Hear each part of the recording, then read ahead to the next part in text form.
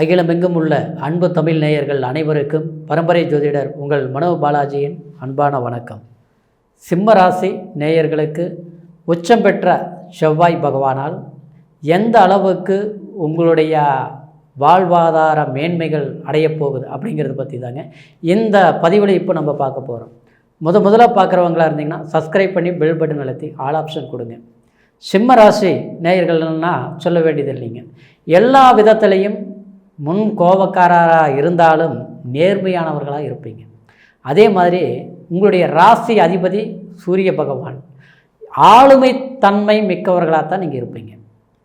எந்த ஒரு விஷயத்தையும் ஆழமாக யோசித்து சிந்தித்து கரெக்டாக செஞ்சு முடிக்கணும்னு நீங்கள் முடிவு எடுத்துட்டிங்கன்னா கண்டிப்பாக செய்யாமல் விட மாட்டீங்க.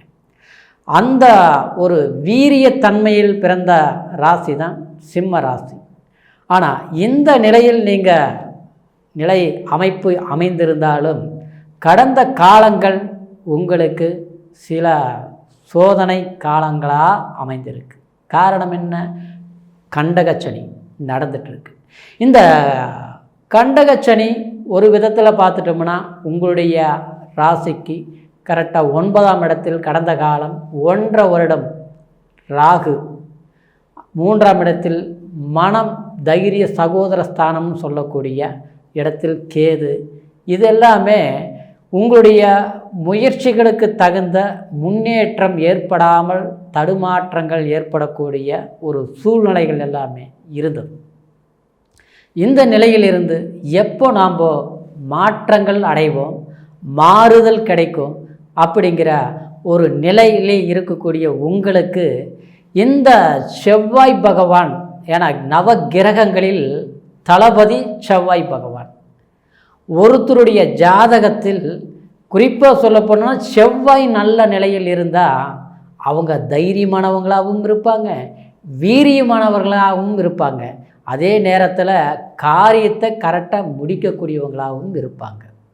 ஏன்னா ஒரு மனிதனுக்கு இன்றைக்கி எத்தனை தான் பொருளாதாரம் பணம் இருந்தாலும் நல்ல வீடு, நல்ல ஒரு வேலை வாய்ப்பு, இந்த நிலையெல்லாம் ஒருத்தருக்கு அமையணும்னா செவ்வாய் நல்ல நிலையில் இருக்கணும். பெண்களுக்கு கணவர் ஸ்தானமே காரகாதிபதி செவ்வாய் பகவான் தான். அப்போது இந்த செவ்வாய் பகவான் எவ்வளோ ஒரு முக்கியம். அந்த நிலை உங்களுடைய ராசிக்கு செவ்வாய் பகவான் கிட்டத்தட்ட பாக்யாதிபதியும் செவ்வாய் பகவான் தான். அதே சமயம் உங்களுக்கு சுகஸ்தானாதிபதியும் செவ்வாய் பகவான் தான். இந்த செவ்வாய் பகவான் தனுசு ராசியில் இருந்து மகர ராசிக்கு 6/2/2024 அதாவது பிப்ரவரி மாதம் 6ஆம் தேதி முதல் பெயர்ச்சி ஆகிறார். பெயர்ச்சி ஆகி 15 மார்ச் மாதம் 2024 மார்ச் மாதம் 15ஆம் தேதி வரைக்கும் மகரத்தில் உச்சநிலை அடைந்து உங்களுக்கு மேன்மையை கொடுக்கக்கூடிய ஒரு காலகட்டமாக எடுத்துக்கக்கூடிய நிலை ஏற்படுது. இந்த சுகஸ்தானாதிபதியும் பாக்யாதிபதியும் உங்களுடைய ராசிக்கு 6ஆம் இடத்தில் அடையும் போது உங்களுடைய மென்மேலும் வளர்ச்சி, தொழில் முன்னேற்றம், தொழில் வளர்ச்சி, அதே மாதிரி தொழில் காரகங்கள் சம்பந்தப்பட்ட விதத்தில் சில பிரச்சனைகள் வந்து நம்மளால் சமாளிக்க முடியல, சாதிக்க முடியல அப்படிங்கக்கூடிய ஒரு நிலையில் இருந்து நீங்கள் மாறுதல் அடையக்கூடிய ஒரு தன்மை நிச்சயமாக இந்த செவ்வாய் பகவான் ஏற்படும். ஏன்னா காரணம் உங்களுடைய பாக்யாதிபதி கரெக்டாக 6ஆம் இடத்தில் இருந்து பாக்கியஸ்தானத்தை பார்க்குது. செவ்வாய் பொறுத்த வரைக்கும் 6ஆம் இடத்தில் அஸ்தம் அடைஞ்சிருந்தாலும் உச்சநிலைப்படும்போது சத்ருஸ்தானம், நோய் நொடி, எதிர்ப்பு, கடன் சம்பந்தப்பட்ட இடம்தான் 6ஆம் இடம். அந்த இடத்துல இந்த செவ்வாய் உட்காரும்போது செவ்வாய் பொறுத்த வரைக்கும் 6ஆம் இடத்தில் இருந்தால் நன்மைத்தான் கொடுப்பார், தீமையை கொடுக்க மாட்டார். பிரச்சனைகள் உங்களுக்கு யாரால் நீங்கள் கஷ்டப்பட்டீங்களோ, யார் உங்களுக்கு வளர்ச்சி அடைய தடையாக இருந்தாங்களோ, எதனால் நமக்கு பாதிக்கப்பட்டமோ, யார் நம்மளுடைய வளர்ச்சியை தடை பண்ணி மென்மேலும் நம்மளை காயப்படுத்தினாங்களோ அவங்க முன்னால் நீங்கள் கண்டிப்பாக சாதித்து வெற்றியாக ஜெயிக்கக்கூடிய ஒரு நிலை ஏற்படக்கூடிய தன்மை தான் இந்த செவ்வாய் பகவான் உச்ச நிலை. அதே சமயம் அந்த செவ்வாய் பார்க்கக்கூடிய ஸ்தானம் 6ஆம் இடத்தை பார்க்குது. 6ஆம் இடத்துலேருந்து 4ஆம் பார்வையை 9ஆம் இடத்தை பார்க்குது. அப்போ அந்த 9ஆம் இடத்தை பார்க்கும்போது கண்டிப்பாக உங்களுக்கு எத்தனையோ நமக்கு வந்து கை கேட்டிய சில விஷயங்கள் வாய்க்கு அமையலை, கிடைக்கல அப்படிங்கிற ஒரு நிலையை ஏற்பட்டிருக்கும். அந்த தன்மை கண்டிப்பாக மாற்றங்கள் அடையும். இது வரைக்கும் தடங்களாச்சு. ஒரு விஷயத்தை பண்ணலாம்னு பண்ணினேன், ஒரு வீடு கட்டலாம்னு எஸ்டிமேட் பண்ணேன், ஆனால் இது வரைக்குமே அதை பண்ணவே முடியல. பண்ணி நினச்சி கடைசியில் இருந்த பணம் செலவானதான் மிச்சம். அடுத்தவனுக்கு கொடுத்தேன் அந்த பணம், அது கை வந்து சேரல. அந்த பணம் வந்தால் நான் வேலையை ஆரம்பிக்கலாம் நினைக்கிறேன், பண்ண முடியல. ஒரு இடம் வாங்கலாம் நினச்சேன், அதுவும் பண்ண முடியல. எல்லாமே வந்து நம்மளுடைய கஷ்டப்பட்டு இத்தனை வருஷம் உழைச்சி சம்பாதிச்ச பணம் அடுத்தவங்க கையில் கொடுத்துட்டு நாமளுடைய வளர்ச்சிங்கிறது ஏதோ ஒன்று அடையணும்னு நினச்சா அது முடியாமல் நம்ம தடுமாறிட்டு இருக்கக்கூடிய ஒரு சூழ்நிலையாக இருக்குதுங்க. அப்படி நினைக்கக்கூடியவங்களுக்கு கண்டிப்பாக சிம்மராசி நேயர்களுக்கு வீடு மண்மனை சம்மந்தப்பட்ட விஷயங்கள் ஆடம்பரத்தை கொடுக்கும். அதே மாதிரி வேலை வாய்ப்பில் சில பேர் பார்த்தோம்னா எல்லாமே வந்து எங்கேயுமே ஒரு வேலையில் ஒரு நிரந்தரமாக இருக்க முடியாது. வேலையில் பிரச்சனை, இந்த வேலை செய்யலாமா வேண்டாமா, நம்ம எந்த அளவுக்கு ஒரு ஆக்ரோஷமாக கட் அண்ட் ரைட்டாக கரெக்டாக நம்ம வேலை செய்தாலும் அந்த இடத்துல ஏதோ ஒரு அடுத்தவங்களால் ஒரு சில பிரச்சனைகள் ஏற்படுறது. அந்த பிரச்சனையினால நமக்கு வந்து ஒரு கெட்ட பேர், அவமானம். குறிப்பாக சொல்லப்போனால் நல்லவங்களுக்கு காலம் இல்லையா, நல்லவங்களுக்கு இதுதான் வந்து ஒரு பரிசா அப்படிங்கிற ஒரு நிலை ஏற்படுத்தக்கூடிய அளவுக்கு மற்றவங்களால் சூழ்ச்சிகள் ஏற்பட்டிருக்கும். அந்த வினையிலிருந்து கண்டிப்பாக நீங்கள் மாற்றங்கள் அடைஞ்சி மாறுதல் அடைஞ்சி நமக்கு இருந்த பிரச்சனைகளுக்கு ஒரு முற்றுப்புள்ளி கிடைச்சது, முடிவு கிடைச்சது, இனிமேல் வந்து பரவாயில்ல அப்படின்னு சொல்லக்கூடிய ஒரு காலகட்டமாக இந்த செவ்வாய் பகவான் இந்த உச்ச நிலையை வந்து உங்களுக்கு அற்புதமான ஒரு சாதகமான ஒரு யோகமாக அமையப் போகிறதுனால நீங்கள் முயற்சிகள் எடுங்க. வேலையில் இருக்கக்கூடிய பிரச்சனைகள் கண்டிப்பாக தீரும். கஷ்டப்பட்டுட்டே இருக்கிறோம், கஷ்டங்கிறது கொஞ்ச நாள் இருக்கலாம், ரொம்ப நாளாக கஷ்டமே வந்து தொடர்ந்து இருந்துட்டு இருக்குது அப்படிங்கிறவங்களுக்கு இந்த நேரத்தில் நீங்கள் எடுக்கக்கூடிய முயற்சிகள் அது தொடர்ந்து மென்மேலும் நன்மைகள் கொடுக்கும்.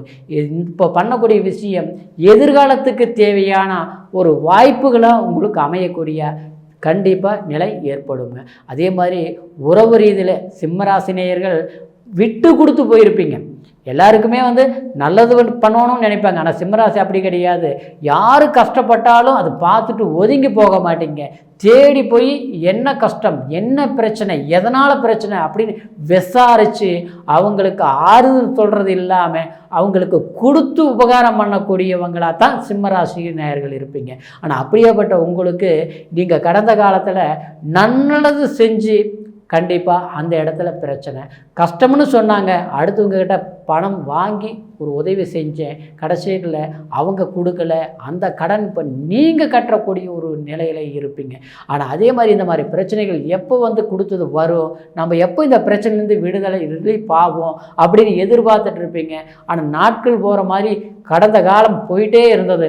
ஆனால் கண்டிப்பாக இந்த நேரத்தில் அந்த மாதிரி பிரச்சனைகளுக்கு கண்டிப்பாக கொடுக்கல் வாங்கல் சம்மந்த பணப்பிரச்சனைகளுக்கு ஒரு என்ன தீர்வுன்னு நீங்கள் முயற்சி எடுத்தினா தீரும். சிம்மராசிக்காரருக்கு குறிப்பாக சொல்லப்போனால் உங்களுக்கு பஞ்சமாதிபதி குரு, அதே சமயம் 8ஆம் ஸ்தானத்தில் அஷ்டமாதிபதி குரு அப்படிங்கிற நிலையில் இருந்ததுனால உங்களுக்கு பூர்வீக சொத்து சம்மந்தப்பட்ட பிரச்சனைகள் கண்டிப்பாக இது இயற்கையாகவே ஏற்படும். நம்ம வந்து பூர்வீக சொத்து இருக்கும், அந்த இடத்துல போய் நம்மளால் இருக்க முடியாத ஒரு சூழ்நிலை, அந்த இடத்துல ஏதாவது ஒரு விருத்தி பண்ண முடியாத ஒரு சூழ்நிலை, அது மாற்றி அமைக்கலாம்னா அது மாற்ற முடியாமல் அடுத்தவங்களால ஏதாவது ஒரு பிரச்சனைகள்னால அது விற்க முடியல, இல்லையா அங்கே வந்து குடியிருக்க முடியல, இல்லையா அங்கே எதுவும் ஒன்றும் பெரிய விஷயங்கள் நம்மளால் எதுவும் பண்ண முடியல அப்படிங்கிற ஒரு நிலை இருக்கும். அதனால் அது விற்கலாம்னாலும் முடியல, அங்கே உருவாக்கினாலும் முடியல. சில பேர் பார்த்தோம்னா அதே வந்து ஒரு பெரிய பிரச்சனைகளாக போய் வம்பு வழக்கு, கோர்ட்டு கச்சேரி, இது வந்து தொடர் கதையாக போயிட்டுருக்குது, அதுக்குன்னு ஒரு முடிவே இல்லாமல் போயிட்டுருக்குது. வம்பு வழக்குகளை முயற்சிகள் எடுத்தாலும் கோர்ட்டு கச்சேரி முதலில் எதிரிகளுக்கு தான் சாதகமாக போகுது, அடுத்தவங்களுக்கு தான் சாதகமாக போகுது, நமக்கு என்னவோ தீர்ற மாதிரியே இருக்குது, கடைசியில் பார்த்தா முடிய மாட்டேங்குது. அப்படிங்கிறவங்களுக்கு இந்த ஒரு காலகட்டத்தில் நீங்கள் முயற்சிகள் எடுத்திங்கன்னா கண்டிப்பாக அந்த மாதிரி இடங்களுக்கு பிரச்சனைக்கு ஒரு தீர்வு காண வேண்டிய ஒரு வாய்ப்புகள் அமையும். அதே சமயம் ஒரு இடம் வாங்கலாம்னு வாங்கினுங்க, அதில் அது விற்கலாமல் முயற்சி பண்ணுறேன், சரியான ரேட்டு போகலை, அதில் வாங்கினதுலேருந்து சரியில்லை அப்படின்னு பார்த்தாலும் அது 100 ஒரு வார்த்தைக்கு 100 ரூபாய்க்கு போகிற பொருள் 50 ரூபாய்க்கு கேட்குறாங்க. அது அதுவும் ஏதோ ஒன்று கொடுத்து இல்லாமனாலும் கடைசி நேரத்தில் அது பிரேக் ஆகுது, பண்ண முடிய மாட்டேங்குது. அப்படிங்கிற ஒரு நிலையில் இருக்கக்கூடிய விஷயங்களுக்கு எல்லாமே இந்த நேரத்தில் முயற்சிகள் எடுத்திங்கன்னா கண்டிப்பாக முடியும். அதே மாதிரி திருமணம் சார்ந்த விஷயங்கள் பார்த்தோம்னா சில பேருக்கு திருமண தடைகள், திருமணம் எல்லாமே நெருங்கி வர்ற மாதிரி வருது, கடைசி வீட்டில் பார்த்தா கட்டாகி போயிடுது. ஜாதகம் நல்லா இருந்தால் பொருத்தம் நல்லா இல்லை, பொருத்தம் இருந்தால் பொண்ணு பிடிக்கல, பொண்ணு பிடிச்சா மாப்பிள்ளை பிடிக்கல. ஆக மொத்தத்தில் இது வரைக்குமே எல்லாமே நெருங்கி வர்ற நேரத்தில் கடைசி வீட்டில் குழப்பமாயிருது. அப்படிங்கிறவங்களுக்கு திருமணம் சார்ந்த விஷயங்களில் முயற்சிகள் பண்ணுங்கள். கண்டிப்பாக இந்த செவ்வாய் பகவான் 4ஆம் பார்வையாக கரெக்டாக 9ஆம் இடத்தை பார்க்கறதுனால, குரு உங்களுடைய ராசியை பார்க்கறதுனால 7ஆம் இடம் ஸ்தானாதிபதி நிச்சயமாக உங்களுக்கு கலஸ்திர பலம் கொடுக்கக்கூடிய ஒரு வாய்ப்புகள் வரும். திருமணம் தடைப்பட்ட விஷயங்கள் நடக்கும். அதே மாதிரி உங்களுக்கு ஆரோக்கிய பாதிப்புகள், ஏதோ அடிக்கடி பார்த்தோம்னா ஏதோ ஒரு பிரச்சனை வந்துகிட்டே இருக்குதுங்க. அப்படிங்கிற பிரச்சனைகளுக்கு எல்லாமே தீர்வு கிடைக்கக்கூடிய ஒரு காலகட்டமாக இருக்கிறதுனால முயற்சிகள் பண்ணுங்கள். கண்டிப்பாக வளர்ச்சிங்கிறது இருக்கும். அதே சமயம் உங்களுடைய பிறப்பு ஜாதகத்தையும் ஒரு முறை பார்த்துக்குங்க. ஏன்னா என்ன தசாபுத்தி நடக்குது, எந்த மாதிரி இருக்குது அப்படின்னு பார்த்துட்டு முயற்சிகள் எடுத்திங்கன்னா மென்மேலும் வளர்ச்சிங்கிறது கொடுக்கும். மீண்டும் அடுத்த பதிவில் சந்திக்கிற வரைக்கும் நன்றி, வணக்கம்.